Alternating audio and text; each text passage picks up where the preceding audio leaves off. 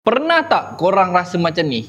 Entry dah cantik dah, tepat di pucuk di dasar. Market terus ikut gerak arah yang korang predik.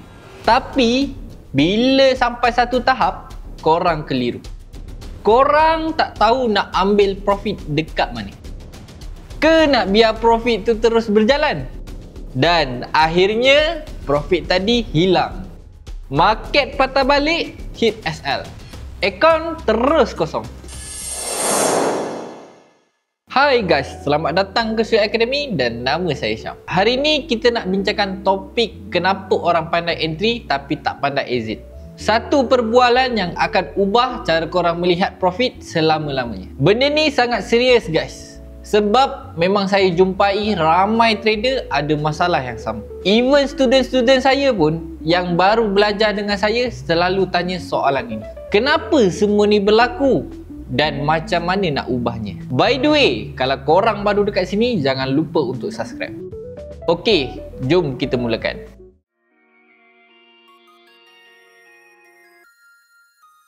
Kita sering fokus nak entry dekat mana? Kita habiskan masa belajar SNR, structure, order block, supply and demand. Semua untuk satu tujuan, nak cari entry yang terbaik. Tapi tak ramai tanya, bila aku nak keluar? Berapa banyak aku nak ambil? Apa tanda aku perlu tutup trade ini?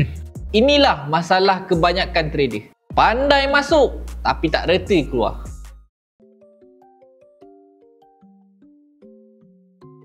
Masalah dia bukan teknik pun sebenarnya. Masalah utama adalah emosi. Semasa korang entry, korang fokus. Tapi masa nak keluar, ada suara berbisik dalam kepala korang. Kalau aku hold lagi, mesti boleh dapat lebih. Baru satu nisbah 2 ni. Tak cukup. Market tengah laju ni, sayang nak close. Dan bila market retrace sikit, Alah, tak apa, nanti dia ni naik balik. Kenapa dia turun ni? dan akhirnya tak ada apa-apa yang tinggal. Ramai trader masuk market dengan plan entry tapi zero plan untuk exit. Bila ditanya, TP kau kat mana? Tengok market dulu. Kalau dia terus naik, aku hold. Kalau nampak reversal, baru aku close. Ini bukan plan guys. Ini namanya harap-harap. Trader yang profitable tahu exit adalah strategi, bukan naluri.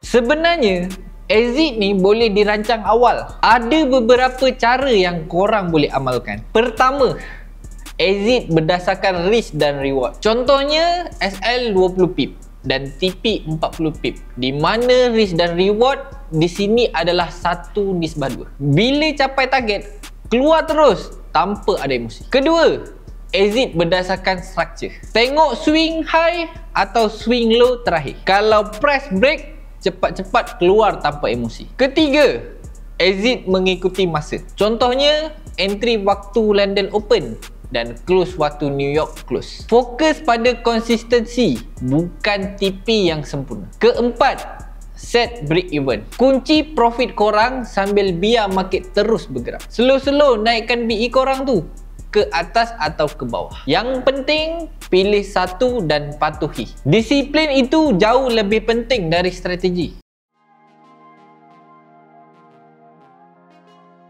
Exit market ni dia macam satu seni. Kalau korang boleh masterkan seni ni dengan betul, sesuatu akan berubah.